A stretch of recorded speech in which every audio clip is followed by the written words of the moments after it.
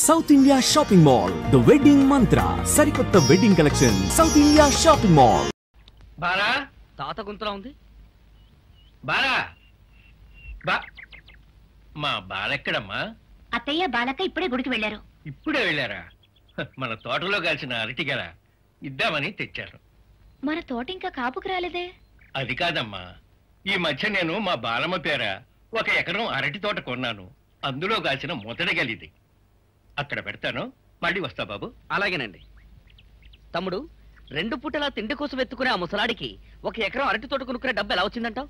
ముసలాయన దగ్గర డబ్బు లేకపోతే డబ్బున్న వాళ్ళు ఎవరైనా రహస్యంగా సాయం చేసి ఉండొచ్చుగా. రహస్యంగా ఎవరు చేస్తారు? ఆ పొలం కొంటే ఎవరికి లాభమో వాళ్ళు చేస్తారు. అంటే నీ ఉద్దేశం అన్నయ్య తాతకి డబ్బిచ్చుంటాడా? ఇస్తే ఇచ్చుండొచ్చు. ఆయన భార్య గురించి ఆయన జాగ్రత్త పడితే తప్పే ఉంది. అంతా మీలాగే ఉంటారా? మొత్తం కుటుంబ క్షేమం కోసం ఆలోచించే అన్నయ్య తన భార్య క్షేమం కోసం పొలం కొన్నాడంటే నేను నమ్మను. గోడకు కొట్టిన సున్నంలా కనపడుతుంటే నమ్మకపోతే ఏమనుకోవాలి? మన కర్మ అనుకోవాలి. అసలు ఈ చర్చ ఎందుకు? అన్నయ్యని అడిగితే పోలా?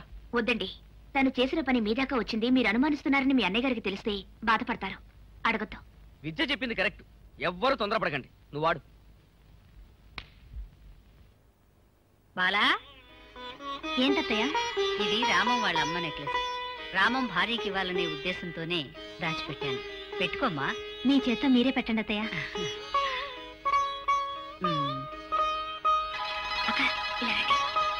ఏమిటి బాగుంది. మీ అత్తగారికి దండం పెట్టుకుంది కాని పదమ్మా. చూసారా చూసారా, మనం ఎంత చేసినా ఆవిడికి ఆ కోడలన్నా కొడుకన్నా ప్రాణం. మన బంగారం మంచిది కాకపోయిన తర్వాత కంసాలు నానాల్సిన పనే ఉంది. తప్పు మన మగాళ్ళది. ఏమిటి చూస్తున్నారు? మీ చేతకని తనాన్ని. మీరు నోరు విప్పకుండా ఊరుకుంటే ఈ ఇంట్లో ఏమైనా జరుగుతుంది.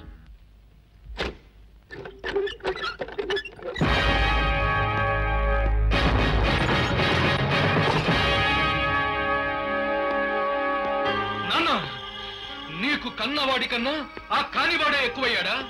నిన్ను నన్ను 10 మందిలో అవమానించిన కుటుంబానికి నా చెల్లెల్నిచ్చి పెళ్లి చేస్తావా? నో, ఇప్పుడే వెళ్ళి వాళ్ళ అంతు చూస్తాను. నీ చెల్లె అని ఇష్టపడి పెళ్లి చేసుకుందాయా? అయితే ఇద్దరిని ఇప్పుడే కాల్చి పారేస్తాను. ఆ పని నేను చేయలేకే. అసలు నీకున్నదే పిసరంత మెదడు. పిచ్చి కోపం వచ్చిందనుకో మోకాళ్ళ దాకా వెళ్ళిపోద్ది. ఆ భూలంత కోపం వచ్చిందనుకో అరికాళ్ళ దాకా కూడా పాకిపోద్ది. అందుకే జైలుకి వెళ్ళావు. అసలు ఏం జరిగిందో తెలుసుకోకుండా ఆవేశపడపోక. ఆ రోజు ఆ పాడు పని చేసిన తర్వాత మీ చెల్లెలు ఆత్మహత్య చేసుకోపోయింది.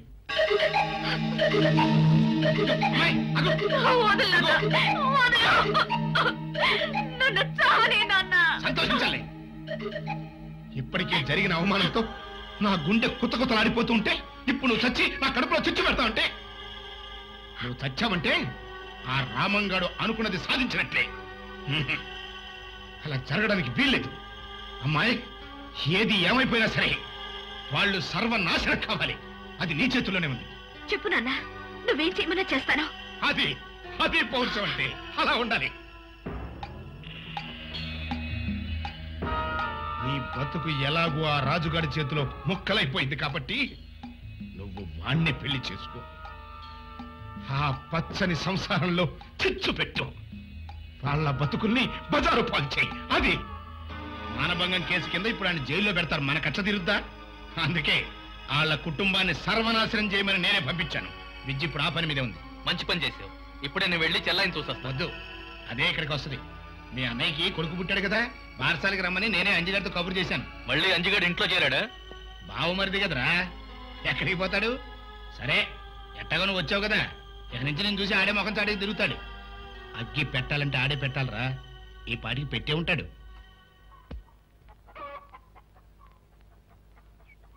రా బాబాయ్ రా. అంజిబాబు కాళ్ళకు నీళ్లు ఇవ్వండమ్మా. ఇవి ఇక్కడ నిలబడి కాళ్ళు కావులే, కడిగే అవసరం లేదు. ఏమిటిలా వచ్చావు? నువ్వు మమ్మల్ని మర్చిపోయినా మాకు రాక తప్పుతుందా? నీకు మేనల్డ్ పుట్టాడు తెలుసు కదా, వాడికి వాళ్ళ నామకరణం. నిన్ను రమ్మన్నారు. నేను రావాలనుకుంటే పిలిచే పద్ధతి ఇదేనా? అడ్డమైన వాళ్ళొచ్చి ఎలా పడితే అలా పిలిస్తే నేను రాను. ఇంకా ఎలా పిలవాలి? అమ్మా తల్లి నీ కాళ్ళకు మొక్కుతాను అని పిలవాలా? కాళ్ళు మొక్కనవసరం లేదు, కాస్త సంస్కారం కావాలి. మర్యాద మన్నన తెలుసుండాలి. విద్య, ఏమిటా మాటలు? ఇంటికొచ్చిన మేనమావతో అలాగేనా మాట్లాడటం? ఏమిటత్తయ్య మీరనేది? ఈ ఇంట్లో అడుగు పెట్టడంట, ఎవరి మీద మర్యాద లేదంట, ఎవరిని పిలవడంట, ఈ ఇంటి కోడలు మాత్రం రావాలంట. ఏమిటత్తయ్య ఈ మాటలు? ఎవరి అర్థాలు వాళ్ళకుంటాయి విద్య. నెట్టినింటి వాళ్ళని పిలవలేదనే సాకుతో పుట్టింటి పిలుపును తిరస్కరించడంలో నీకేం అర్థం ఉందో మమ్మల్ని పిలవటానికి మనస్కరించకపోవటానికి ఈయన అర్థం ఈయనకుంటుంది. మీరేమైనా చెప్పండి బావగారు, అత్తింటిని గౌరవించిన వాళ్లే నా వాళ్ళు, గౌరవించకపోతే కన్న వాళ్లైనా కాని వాళ్లే. రండి తమ్ముడు గారు రండి, మీరు తప్పకుండా రావాలి. అంతకంటే దిగితే మన పరువుకే నష్టం. తర్వాతనే ఇష్టం. వస్తా. నిజంగా విద్య మన ఇంటి కోడలు కావడం మన అదృష్టం బాబు. అవునమ్మా, ఆ అదృష్టంతో నువ్వు తరించావు, మన ఇల్లు తరిస్తుంది.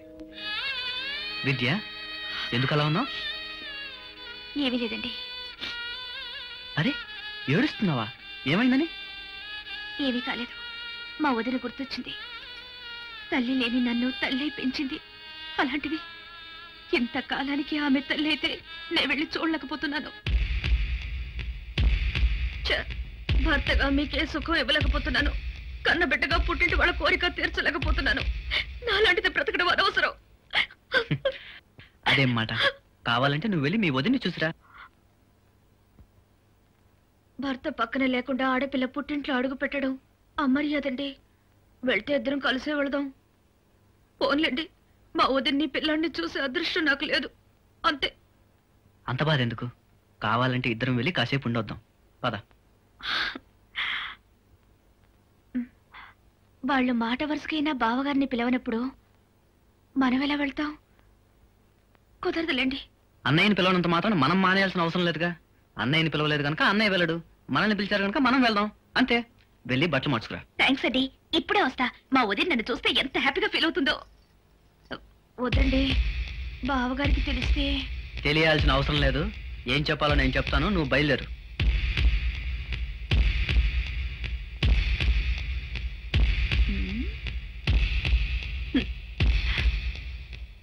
అమ్మా, ఏరా? నేను విద్య గుడికి వెళ్ళొస్తాం. అలాగే. వెళ్ళొస్తాం అత్తయ్య. మంచిదమ్మా. అన్నయ్య, మేము గుడికి వెళ్ళొస్తాం. అలాగే, వెళ్ళండి. వస్తాం బావగారు. మంచిదమ్మా. అయ్యో, చెప్పులు మర్చిపోయారండి, వేసుకొస్తాను. త్వరగా రా.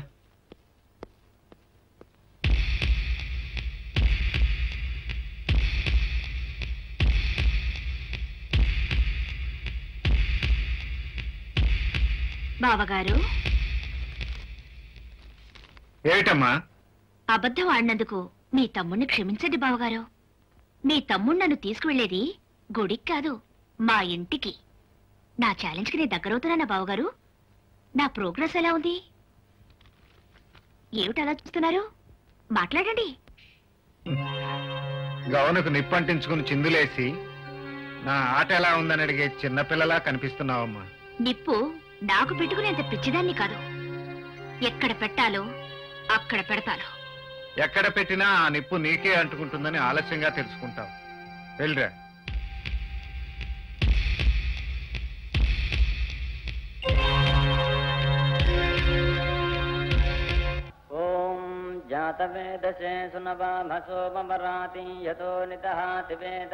అసలు అంజిగాడు ఇంటికెళ్ళి చెల్లాయికి చెప్పాడు, ఎక్కడైనా తాగి పడిపోయాడు.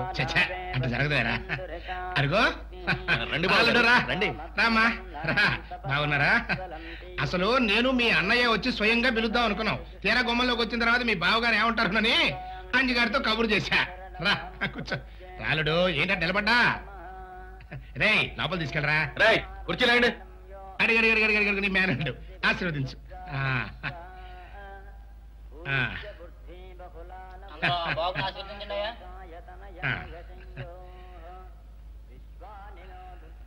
సో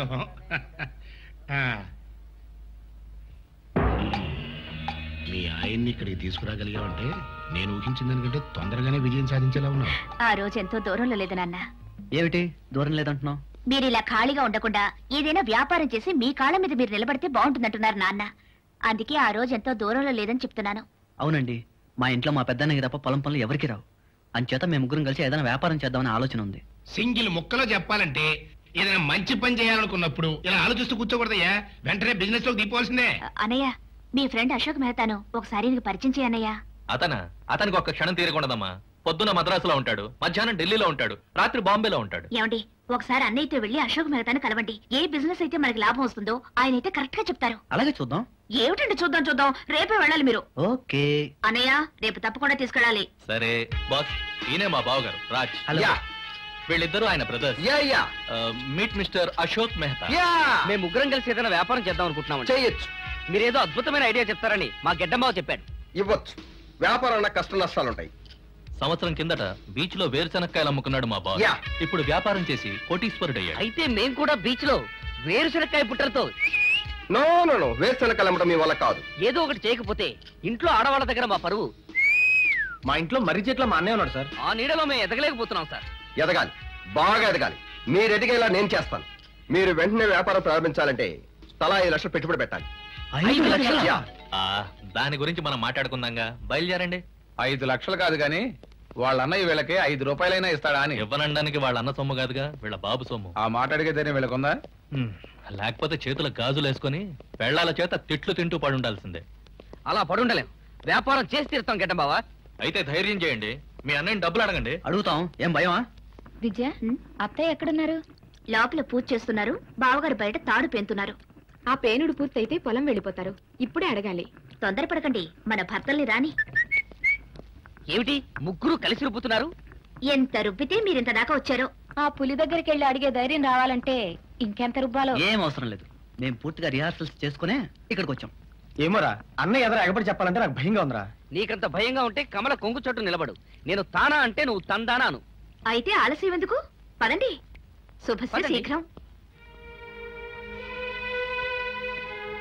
అన్నయ్య, ఏట్రా అంతా కట్టకట్టుకుని ఒకేసారి వచ్చారు? నువ్వు బాధపడినంటావు మాట అన్నయ్య. నేను బాధపడే మాట మీరెందుకంటారా? చెప్పు. ఇంత చదువుకొని ఈ పల్లెటూరులో ఉండాలంటే కష్టంగా ఉందన్నయ్య. చదువుకున్నవాడు ఎక్కడున్నా ఆ చదువుకు ప్రయోజనం సంస్కారం, మంచి ప్రవర్తన. అంతేకాదు, చదువుకు తగ్గ హోదా, తెలివికి తగ్గ సంపాదన కావాలి. ఇక్కడ బురద బిసుకుంటూ కూర్చుంటే ఏమీ సంపాదించలేం. పైగా మీరు మర్రి చెట్లు లాంటి వారు. మీ నీడలో మా లాంటి చిన్న మొక్కలు పెరగవు. నీ నుంచి విడిపోయి పట్నం వెళ్దాం అనుకుంటున్నాం. భాస్కర్, నా నుంచి విడిపోతారా? మీరు మీరు మీరు నా పంచ ప్రాణాలరా. మీరు వెళ్ళిపోయి నన్ను ఇక్కడ కట్టిగా మిగులుస్తారా? వద్దురా, వద్దు, వెళ్ళొద్దు. తప్పదన్నయ్య. పట్నం వెళ్లి పెద్ద ఎత్తున వ్యాపారం చేయాలని నిర్ణయానికి వచ్చాం. ఏంటా వ్యాపారం? చిట్ ఫండ్ కంపెనీ పెట్టబోతున్నాం. షేర్ మార్కెట్ లో ఎంటర్ అవుతాం. అమ్మటం కొనటం అమ్మటం. ఈ షేరుల్లోనూ రేసుల్లోనూ ఎవరూ బతికి బట్టగట్టలేరురా. అక్కడంతా దగ కుట్ర. రే, మీరు అమాయకులరా. ఆ మోసాల వలల్లో చేపల్లా చిక్కుకుపోతారు. నేను ఆ మాటే చెప్తున్నాను బావగారు. నువ్వు ఏం చెప్తావో, ఎందుకు చెప్తావో అర్థం చేసుకునే శక్తి నా తమ్ముళ్లకుంటే ఇవాళ ఈ అవస్థ ఎందుకు వస్తుంది? మా అవస్థలు మేము పడతాం. మా వ్యాపారానికి అవసరమైన 10 లక్షలు ఏర్పాటు చేస్తే చాలు. 10 లక్షల? ఇప్పుడు అంత డబ్బు మన దగ్గర ఎక్కడుందిరా? మీరడిగితే డబ్బు ఎక్కడ ఉంటుందండి? వాళ్ళ ఆవిడ పేరున అరటి తోట కొనడానికి మాత్రం ఎంత డబ్బైనా వస్తుంది. ఏమిటి? నేను అరటి తోట కొన్నానా? రామం బాబు, ఆ అరటి తోట మా బాలమ్మ పేర నేనే కొన్నాను. కట్నం ఇస్తానంటే కోప్పడ్డావు. ఈ విషయం ముందుగా చెబితే నువ్వు ఒప్పుకోవని నేనే దాచిపెట్టాను. ఎకరం తోట కొంటానికి డబ్బు ఎక్కడిది? ఎక్కడైనా డబ్బు వర్షం కురిసిందా? వర్షం కురవక్కర్లేదయ్యా. వాన చుక్కలు ఒక్కటొక్కటి పడ్డా బిందె నిండుతుంది. అట్లాగే పైసా పైసా కూడబెట్టి షావుకారు దగ్గర దాచాను. 50,000 అయిన తర్వాత తోట కొన్నాను. అదిగో షావుకారు వస్తున్నాడుగా, అతన్ని అడుగుదాం. ఏంటి బాబాది? ఈ తాతయ్య నీ దగ్గర డబ్బు దాచుకుని ఆ డబ్బుతో ఏదో తోట కొన్నానని చెప్తున్నాడేంటి? అప్పుడప్పుడు కూటికి లేదని వస్తే 5 10 ఇచ్చామని. ఏ ముసలాయన, మా వయసులో అబద్ధం ఆడితే అతుకుతుంది, కానీ ఇంత వయసు వచ్చా కూడా అబద్ధం ఆడితే అసహ్యంగా ఉంటుంది. అబద్ధాలు ఆడించే వాళ్ళు ఉంటే ఎవరైనా అబద్ధం ఆడతారు. ఏమిటని మాట్లాడేది? మా తాతయ్య అబద్ధం ఆడేవాడు, మా ఆయన ఆడించేవాడునా? మీరే మొగులను కొంగరు కట్టుకుని ఆడిస్తున్నారు. వాళ్ళు ఏదైనా తొందర పడితే పాపాల్సింది పోయి ఎగేసి రెచ్చగొట్టి అన్నం మీదకి దండయాత్రకు పంపుతారా? ఏం పెళ్ళాలే మీరు? బాలా, ఇది నాకు నా తమ్ముళ్లకు సంబంధించిన విషయం. నువ్వు మాట్లాడకు. భాస్కర్, మీ అన్న అబద్ధం ఆడతాడంటే మీరు నమ్ముతారా? నేను మీకు స్వార్థపరులా కనిపిస్తున్నానా? మీ అన్న అబద్ధం ఆడదని ఒక్క మాట చెప్పరా? మాధవ్, చిన్నప్పుడు అబద్ధం ఆడినందుకు అమ్మ నిన్ను కొడితే నిన్ను బుజ్జగించి నిజం చెప్పడం అలవాటు చేశాను కదరా. నువ్వైనా మాట్లాడరా?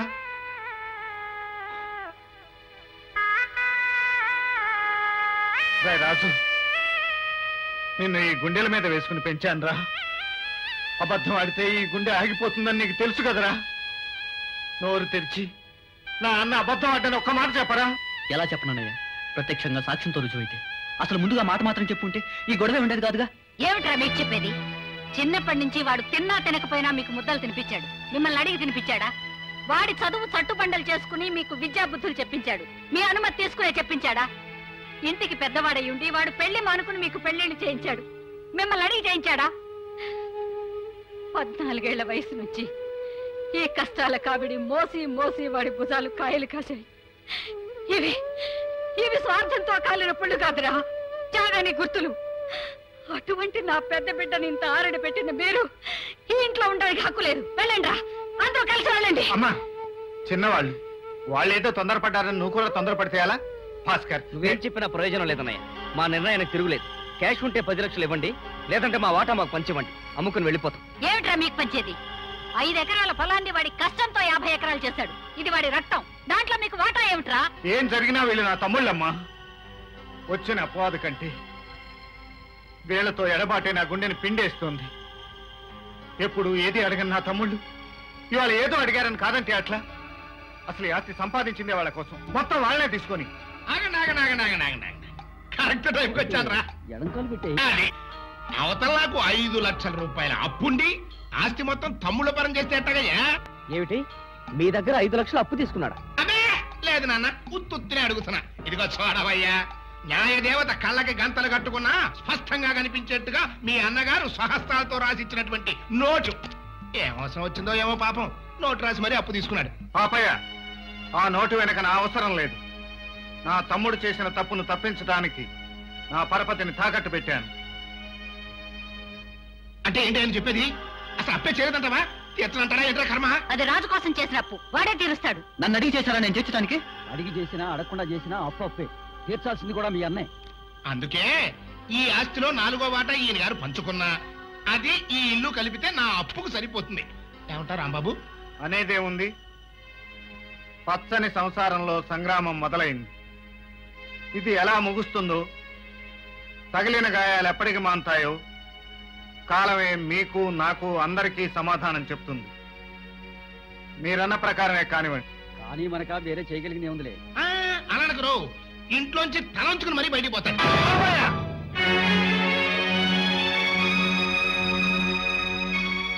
తల వంచుకుని వెడుతున్నది చేత కాకా కాదు, ఓడిపోయి కాదు. లోక జ్ఞానం తెలియని నా తమ్ముళ్ళు నీ ఉచ్చులో తగులుకున్నారు. నిన్ను కొట్టే ప్రతి దెబ్బ వాళ్ళకి తగులుతుంది. అందుకే ప్రస్తుతానికి వదిలిపెట్టి పెడుతున్నాను. అలా ఎందుకు బాధపడతావు? గుండె దిటవు చేసుకో. మనం ఇంట్లోంచి వెళ్లాల్సింది. పెదబాబు, ఈ వెధవల్ని కన్నా పాపాన్ని క్షమించగలిగితే నన్ను నీతో తీసుకెళ్ళరా. నిన్ను మాతో పాటు ఉండిపోమని ఏం బ్రతిమాలటం లేదు. ఆయనతోనే వెళ్ళు.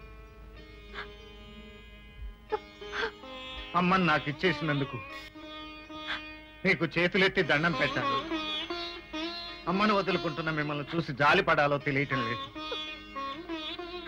పదమ్మా.